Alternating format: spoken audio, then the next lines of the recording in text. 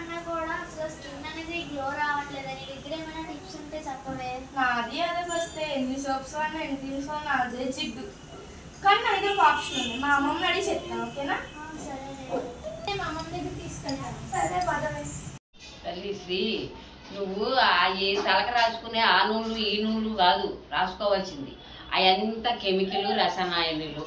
అవి మీరు వాళ్ళు బాగు చేస్తున్నారు కానీ మీ జుట్టును బాగు చేసుకోవట్లా.